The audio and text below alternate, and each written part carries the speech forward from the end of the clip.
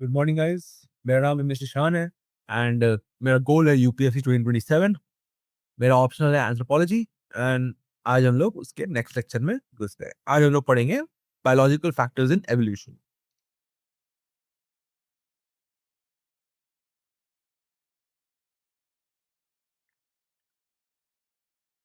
So let's get started, right? तो biological evolution, major differences in biological evolution is bipedalism with increase in brain size. ठीक है, देखो major differences biological evolution में क्या है, मतलब मेजर डिफरेंस क्या है कल्चरल एवोल्यूशन से बायोलॉजिकल एवोल्यूशन की। बायोलॉजिकल एवोल्यूशन के थ्रू सबसे पहले इंसान बाइपेडल बन गया, है ना। पहले इंसान क्वाड्रूपेडल था, मतलब वो अपने चारों पैर यूज करता था वॉक करने के लिए। बट अब इंसान केवल दो पैर ही यूज करता है वॉक करने के लिए, और बाकी जो उसके आगे वाले दो पैर थे वो उसके हाथ बन चुके हैं, जिससे वो बहुत सारे अलग अलग काम यूज करता है, टूल्स को यूज करता है और काफी डिफरेंट तरह के काम करता है। With increase in brain size, right, brain size ही बड़ा हो गया, है ना। जैसे जैसे इंसान बाइपेडल हो गया और टूल्स का इस्तेमाल करने लगा, अब उसको टूल्स को बेटर बनाना है तो उसको टूल मेकिंग स्ट्रेस उसके दिमाग पे है। एट द सेम टाइम जब वो टूल्स से हंटिंग करने लगा तो उसका न्यूट्रिशन इंक्रीज हो गया, है ना। उसने फायर यूज करने लगा तो जो खाना वो खा रहा था वो खाना क्या बन गया, कुक्ड फूड बन गया। और जो कुक्ड फूड बन गया तो कुक्ड फूड से क्या होता है, न्यूट्रिशन बहुत बेटर वे से हमारे बॉडी के अंदर एब्जॉर्ब हो पाता है।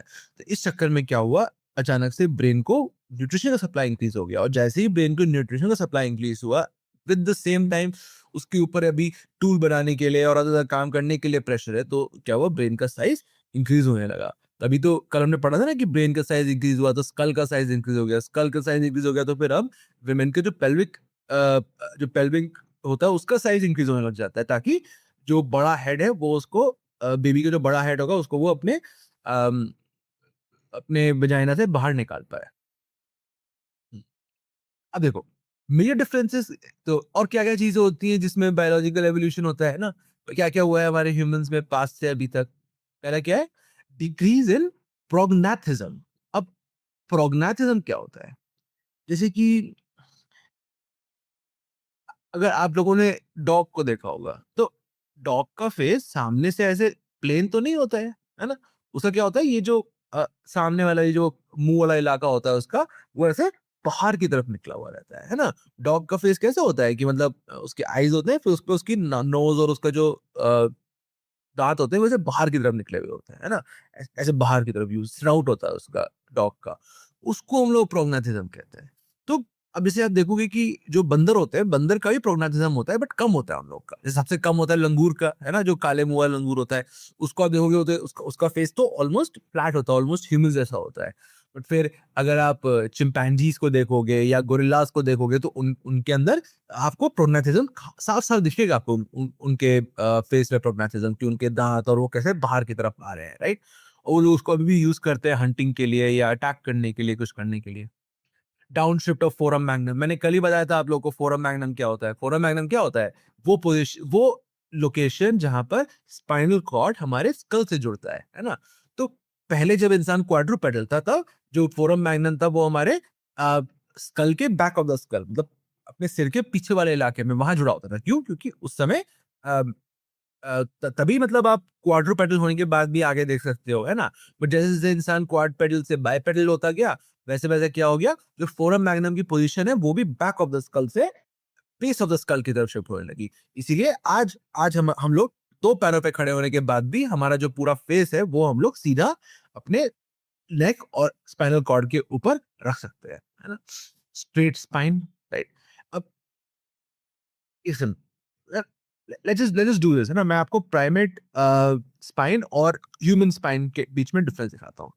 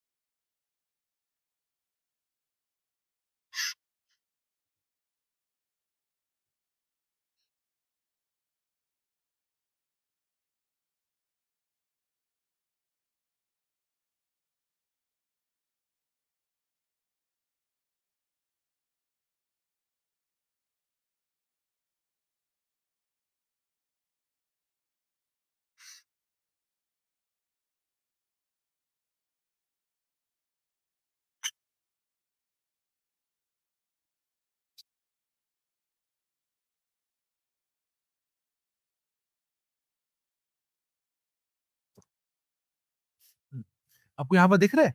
देखो ह्यूमन्स की स्पाइन कैसे होती है कि भाई हमारा फोरम मैग्नम से हमारा मतलब बेस ऑफ द स्कल से स्पाइन शुरू होती है। The spine goes one way and then एक सबसे पहला आउटवर्ड शिफ्ट आता है ना? फिर उसके बाद स्पाइन ऐसे अंदर की तरफ आपको अपने देखिएगा बैक ऑफ द अगर आपने लोअर बैक में देखेंगे तो आपको दिखेगा कि स्पाइन अंदर की तरफ है। तो पहले ऊपर से ऐसे आता है, फिर थोड़ा बाहर की तरफ शिफ्ट, फिर अंदर की तरफ शिफ्ट और फिर एंड होता है वो टेल बोन के साथ। ये देखिए यहाँ जो ह्यूमन का टेल बोन है ना? उसके यहाँ पर पेल्विक मसल आ जाते हैं, सब आ जाते हैं। बट अब देखिए ये जो दूसरी साइड में ये जो गोरिल्ला का जो चिंपैंजी का इसमें जो पिक्चर बना हुआ है, एक तो पहले देखिए उसका स्कल स्कल देखो, उसके स्कल में उसका जो स्नाउट है, उसका जो फेस है वो बाहर की तरफ आया हुआ है। इसका मतलब क्या है? प्रोग्नेटिज्म एग्जिस्ट करता है इन लोगों में। और ह्यूमन के स्कल में देखो कि बाहर से वो स्नाउट बाहर थोड़ी आया हुआ है, स्नाउट इज ऐसे प्लेन है, नाक ज़्यादा बाहर आया हुआ है। तो इसलिए देखो प्रोग्नेटिज्म इज मच लेस प्रोमिनेंट या एग्जिस्ट ही नहीं करता है। स्पाइन देखो, ह्यूमन का स्पाइन क्या है? उसमें 2 तरह के कर्व्स होते हैं, एक आउटवर्ड कर्व, फिर उसके बाद इनवर्ड कर्व और फिर उसके बाद वो टेल बोन में जाके एंड हो जाता है ह्यूमन स्पाइन। जबकि एक चिंपैंजी का स्पाइन इज अ स्ट्रेट, वो पूरा स्ट्रेट होता है, वो ऐसे फुल एक एक ऐसे कर्व में पूरा वो स्पाइन होता है। तो जैसे-जैसे इंसान क्वाडपेडियल से बाइपेडियल होता गया, वैसे-वैसे स्पेन का जो अपना स्पाइन है सॉरी, स्पाइन का शेप भी चेंज होता गया। हुँ। एनलार्जमेंट ऑफ पेल्विक स्ट्रक्चर, है ना? जो पेल्विक स्ट्रक्चर है उसका एनलार्जमेंट भी हो गया। Development of linea aspera, right? अब ज ब्रेन का साइज़ इंक्रीज़ होगा तो स्कल का साइज़ इंक्रीज़ होगा, स्कल का साइज़ इंक्रीज़ होगा तो पेल्विक स्ट्रक्चर का साइज़ इंक्रीज़ हो जाएगा। लिनिया एस्पेरा जैसे-जैसे इंसान क्वाडपेडियल से बाइपेडियल बन गया तो हमारा जो फीमर बोन है उसके पीछे में लंबी सी एक लाइन बन गई जो आज आज भी एग्ज़िस्ट करती है। उसी को हम लोग लिनिया एस्पेरा कहते हैं। Changes in shape and size of dentition, है ना? अब भाई जब प्रोग्नेटिज्म था तब इंसान का जॉ भी बड़ा था, राइट? उसके अंदर जगह भी ज्यादा थी, तो दांत भी ज्यादा बड़े टाइप के होंगे, राइट? दांत ज्यादा बड़े टाइप के होंगे। जो कैनाइन्स होते हैं वो थोड़े से बाहर की तरफ निकले होंगे और बहुत स्ट्रांग होंगे, है ना? तो ऑब्वियसली जैसे जैसे इंसान चिंपैंजी या मतलब प्राइमेट से ह्यूमन की तरफ धीरे-धीरे आने लगा, वैसे वो उसका डेंटिशन, उसके दाँत के साइज़ छोटे होने लगे। क्यों? प्रोग्निशन जैसे कम होता गया, जॉ का साइज़ कम हो गया, है ना? क्योंकि अब काम कम है। यूजुअली जो एनिमल्स की प्रोग्नेशन क्यों होती है? Because it help them bite food, like catch food, ऐसे ऐसे पकड़ने में हेल्प करता है उसको। जबकि इंसान अब हम लोग तो ऐसे नहीं खाते ना, हम लोग थोड़ी भेड़-बकरी की तरह कि भाई नीचे उठ जाके ऐसे अ अरे! घास को ऐसे चबा के खा रहे हैं, ऐसे तो नहीं खा सकते हम लोग, है ना? हम लोग क्या करते हैं, हम लोग कुक करते हैं और हम लोग हमारे हाथों को यूज़ करते हैं फूड को अपने फेस तक ले जाने के लिए। तो इसलिए प्रोग्नासिस अभी कोई नीड ही नहीं है, तो इसलिए प्रोग्नासिस खत्म हो गया, है ना? It went back. और आप देखोगे जैसे-जैसे इंसान भी बंदर से इंसान की तरफ धीरे-धीरे डेवलप होता गया, वैसे-वैसे धीरे-धीरे उसका प्रोग्नेटिज़्म कम हुआ है, जैसे-जैसे उसकी मीट खत्म होती गई, है ना? Appendix became a vestigial organ, है ना? जैसे पहले हम लोग पत्ते खाते थे, हम लोग कच्चे पत्ते खाते थे, तो सेलुलोज़ डिसॉल्व करने की नीड थी हमारे बॉडी के अंदर।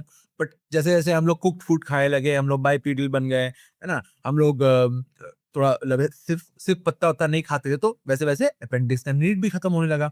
और जैसे-जैसे अपेंडिक्स का नीड खत्म होने लगा, वैसे-वैसे वो एक वेस्टिजियल ऑर्गन बन गया। वेस्टिजियल ऑर्गन क्या होता है? वेस्टिजियल ऑर्गन यानी वो ऑर्गन हमारे बॉडी में होता तो है बट उसका कोई काम नहीं है।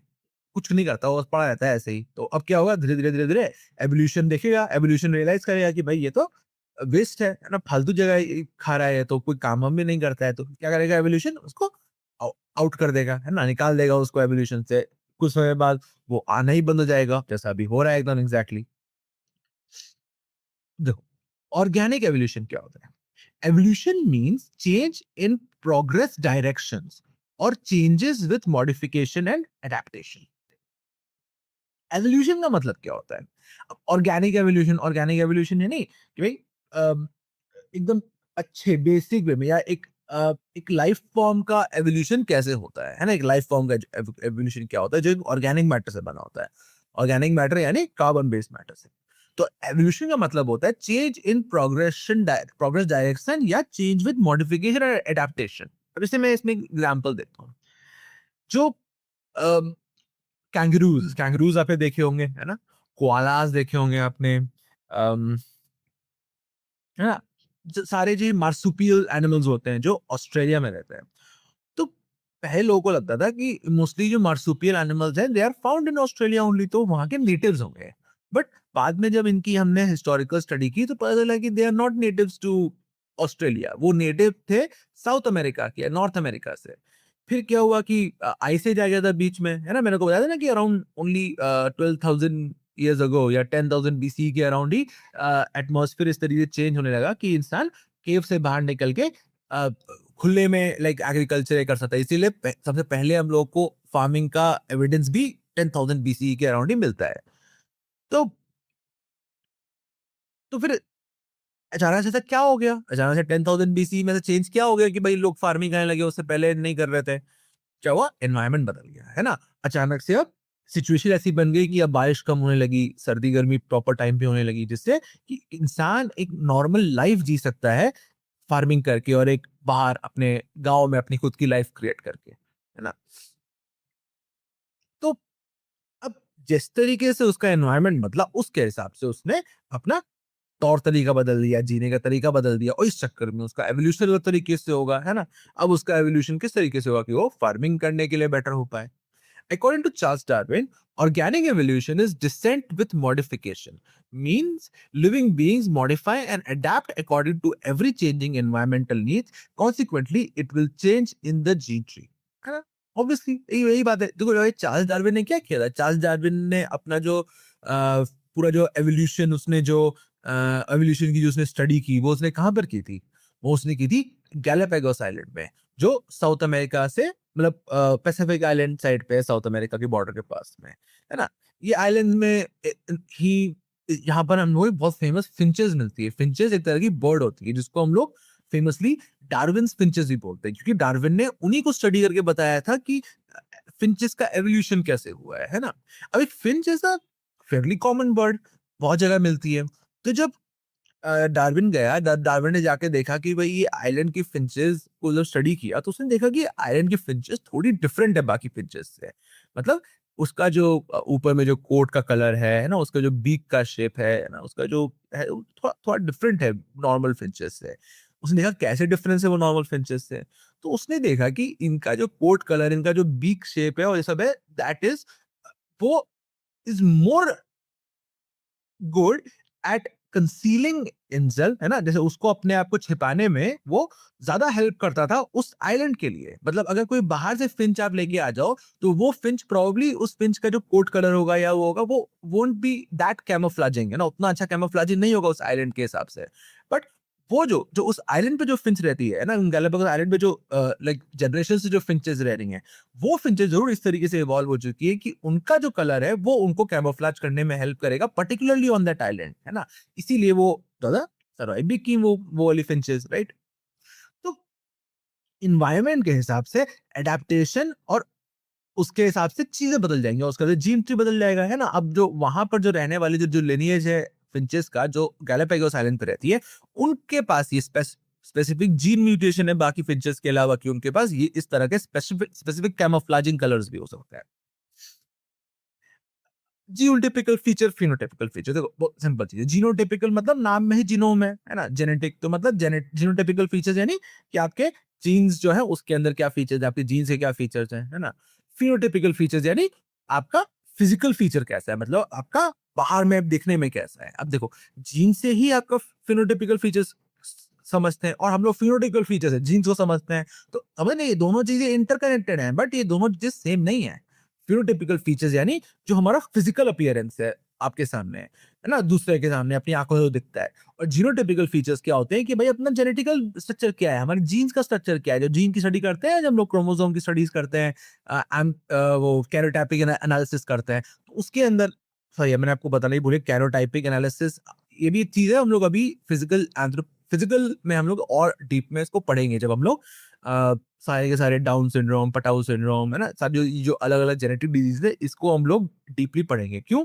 क्योंकि अम, karyotypic analysis is one of the best way of mitigating these diseases, ठीक है? वो हम लोग जब उनको पढ़ेंगे तब हम लोग उस पे आएँगे।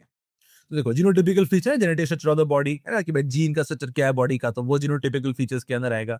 फिनोटिपिकल फीचर्स के अंदर एक्सटर्नल फीचर्स है ना, आपका फिजिकल फीचर्स कैसा है। Organic evolution is gradual process of change in gene frequency of a population. देखो ऑर्गेनिक एवोल्यूशन क्या है, बोला एक स्लो प्रोसेस है जिसमें चेंज आता है gene frequency of a population. अब देखो फ्रीक्वेंसी का मतलब क्या होता है, जैसे शब्द हम लोग यूज करते हैं फ्रीक्वेंट. फ्रीक्वेंट मतलब कि काफी बार है ना, काफी बार हम लोग कोई चीज कर रहे थे कि कोई बोले कि यू ईट सैंडविच फ्रीक्वेंटली, इसका मतलब भाई तुम काफी बार सैंडविच खा रहे हो तुम, है ना. तो जीन फ्रीक्वेंसी यानी कि एक पॉपुलेशन में लेट्स से कि एक जगह पे एक आइलैंड पे 100 लोग रहते हैं, ठीक है. तो वो 100 लोग की एक पॉपुलेशन हो गई उस आइलैंड की, है ना. अब कोई अगर आपको वहां पे पूछे कि भाई तुम लोगों का जेनेटिक पूल क्या है, तो हम लोग क्या करेंगे कि हम लोग जेनेटिक कंटेंट जो है, जो जीनोटिपिकल फीचर्स हैं, सारे के सारे जो 100 लोग हैं उस आइलैंड के ऊपर, उन सब के जेनेटिक फीचर्स को हम लोग उन सब के जेनेटिक कंटेंट को हम लोग एक साथ ले लेंगे और बोलेंगे कि ये है जीन पूल यहाँ का, है ना. सिंपल सी बात है.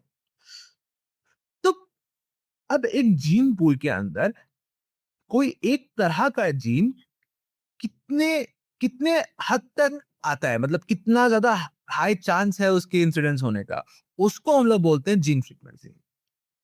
लेट्स से जैसे कि हमने एक दो क्लासेस पहले हमने ये चीज पढ़ी थी कि जो तिब्बतियन पीपल होते हैं, है ना, तिब्बत के जो रहने वाले लोग होते हैं, उन लोगों के लंग के साइजेस ज्यादा बड़े होते हैं, है ना, नॉर्मल जो हम लोग प्लेन में रहते हैं हमारे कंपैरिजन में. तो उनके तो फिर क्या हुआ कि अपने एनवायरनमेंट के हिसाब से जब वो लोग जनरेशन जनरेशन से पहाड़ों के ऊपर रहते हैं कम ऑक्सीजन वाले एनवायरनमेंट के अंदर, तो जनरेशन जनरेशन से क्या होने लगा, धीरे धीरे सिलेक्शन प्रेशर के साथ जिन लोगों की लंग कैपेसिटी ज्यादा थी उन लोगों का सर्वाइवल के चांसेस इंक्रीज हो गए.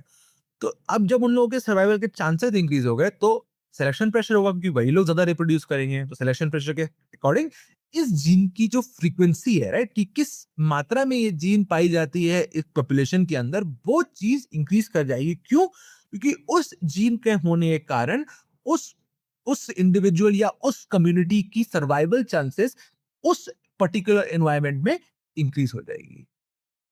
Gate it? अब basic elements of organic evolution. अब बेसिक एलिमेंट्स क्या ऑर्गेनिक एवोल्यूशन के? During evolution changes in the human body are in a definite direction and it is a irreversible process. देखो मैंने आपको पहले ही बताया था कि पहले पास्ट में जब हम लोग पत्ते उत्ते खाते तो अपेंडिक्स का कोई नीड था, है ना, क्योंकि हम लोग को सेल्यूलोज डिसॉल्व करना, सेल्यूलोज डाइजेस्ट करना एक काम था क्योंकि वो हमारे मील का एक पार्ट था. बट फिर धीरे धीरे जब इंसान पेड़ से जमीन पे आ गया, वो फायर का इन्वेंशन कर लिया, उसने कुक फूड खाना शुरू कर दिया, तो धीरे धीरे अब सेल्यूलोज को डाइजेस्ट करना is no longer a need, no longer कोई ऐसी चीज नहीं है जो हमारे बॉडी को चाहिए. तो फिर क्या हो गया, धीरे धीरे अपेंडिक्स का नीड भी खत्म होने लगा, है ना, it became a vestigial organ, और धीरे धीरे अब तो वो पैदा नए बच्चे पैदा होते तो उनके अंदर होता भी नहीं है वो, है ना. अब इसको इर्रिवर्सिबल प्रोसेस क्यों बोला? अब लाइक कुछ लोग के दिमाग में ये चीज आया होगा कि इर्रिवर्सिबल मतलब कि वापस नहीं हो सकता, तो मतलब क्या होगा? अगर अगर मान लेते हैं कि इंसान आज पका हुआ खाना और जो आज हम लोगों की जो हमारी जो लाइफ है वो सब छोड़ छाड़ के हम लोग वापस जाके पेड़ों पे रहने लग जाए और फिर से लोग पत्ता खाने लग जाए, तो इसलिए ऐसा होगा कि भाई जो जो हमारे पॉपुलेशन के अंदर पत्तों को बेटर वे से डाइजेस्ट कर पाएंगे, they will have a much higher survival rate. But क्या रीजन है, क्यों वो लोग ज्यादा अच्छे से डिसॉल्व कर पा रहे हैं सेल्यूलोज को, वो नहीं पता, है ना. अपेंडिक्स तो नहीं है उनके पास, ऐसा तो है नहीं कि भाई बाकी लोगों के लिए अपेंडिक्स नहीं काम कर रहा है, उन लोगों के लिए स्पेसिफिकली काम कर रहा है, ऐसा तो नहीं होता है. सबके साथ जो जेनेटिक एवोल्यूशन हो रहा है वो सबके लिए सबके साथ ही हो रहा है ना. तो क्या होगा कि यस, फिर से सिलेक्शन प्रेशर आएगा, फिर से हमारे एक एक नीड क्रिएट होगी कि हम लोग को अम, एक नीड क्रिएट होगी कि हम लोगों को एक फिर से सेल्यूलोज को डिसॉल्व डाइजेस्ट करना पड़ेगा. तो अब जब वो नई नीड वापस क्रिएट होगी तो उससे क्या होगा, evolution will find a way to make it so कि हमारा बॉडी सेल्यूलोज को डाइजेस्ट कर पाए. बट ऐसा नहीं होगा कि अपेंडिक्स वापस आ जाएगा कि नहीं नहीं देखो भाई पहले अपेंडिक्स था तो वापस अपेंडिक्स ले आते हैं तो अब अपेंडिक्स को यूज कर लेंगे, नहीं ऐसे नहीं होगा. Evolution will find a different way. और ऐसा नहीं है कि इट्स नेसेसरी कि evolution has to find a different way. But इस रियलिटी में क्या है कि कुछ भी पॉसिबल है. समझो कैसे, अपना बॉडी है ना, अपने बॉडी के अंदर सोचो कि एक अपेंडिक्स टाइप का या अपेंडिक्स टाइप का एक ऑर्गन है, जिस ऑर्गन का काम है सेल्यूलोज को डाइजेस्ट करना, ठीक है। अब ये चीज तो हमने बस नोटिस की कि भाई ऐसा क्यों है ऐसा, है ना, ऐसा क्या करता है अपेंडिक्स, है ना। आई एम नॉट श्योर, मैंने नहीं पढ़ा है कि अपेंडिक्स किस तरीके से सेल को डाइजेस्ट करता था, बट आई एम गेसिंग कि वो कुछ तरह का स्पेसिफिक एंजाइम निकालता होगा that must help in digestion. And why am I guessing, है ना, let me just check how did appendix used to digest cellulose.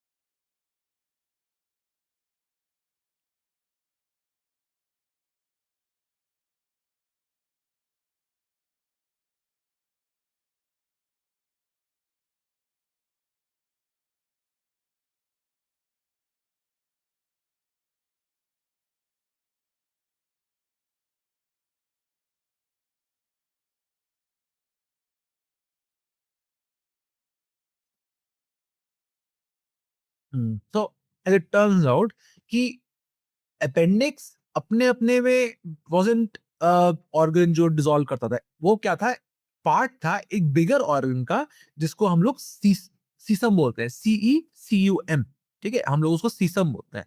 That was the organ जो यूज आता था सेल्यूलोज को डिसॉल्व करने के लिए। तो क्या था कि it was a pouch type organ, ठीक है, सारा सेल्यूलोज वहां पर आके इकट्ठा हो जाता था, और वहां पर एक सिम्बायोटिक बैक्टीरिया था जो एक ऑर्गन जो एक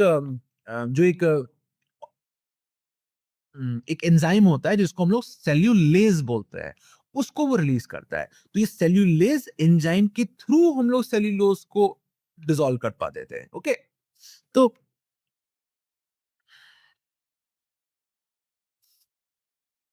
हाँ, तो ये तरीका था, ये पास्ट में एवोल्यूशन ने तरीका ढूंढा था हम लोगों को सेल्यूलोज को डिसॉल्व करने के लिए, डाइजेस्ट करने के लिए। अब कोई गारंटी नहीं है कि यही सेम प्रोसेस वापस होगा, है ना। क्यों? क्योंकि इतने सारे डिफरेंट ऑप्शंस हैं एवोल्यूशन के पास to achieve the same goal कि it doesn't have to go through the same process, और the chances कि कोई एक same process से ही evolution वापस जाएगा, it's it's like astronomically low depend इससे पता चलता है कितने सारे ऑप्शंस है अलग अलग वे से सेल्यूलोज को डिसॉल्व करने के। It's a time consuming process, है ना, सही बात है, evolution is a time consuming process, है ना, हजारों साल लग जाते हैं एक छोटी सी चीज चेंज होने में। Changes occur due to changes in environment and climatic condition, सही बात है ना। चेंजेस जो हमारे एवोल्यूशन में चेंजेस होते हैं वो कैसे होते हैं कि भाई एनवायरमेंट बदल गया और ये क्लाइमेटिक कंडीशन बदल गई, तो उसके हिसाब से चेंजेस ही बदल जाएंगे, है ना, उसके हिसाब से अलग अलग बदलाव आ जाएंगे।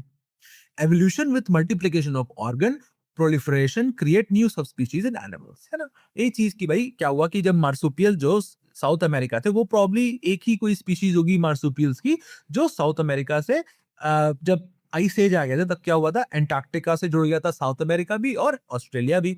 तो क्या हुआ कि जो मार्सुपियल्स थे वो साउथ अमेरिका से आइस के ऊपर चलते चलते एंटार्क्टिका क्रॉस करके ऑस्ट्रेलिया पहुंच गए मार्सुपियल कुछ।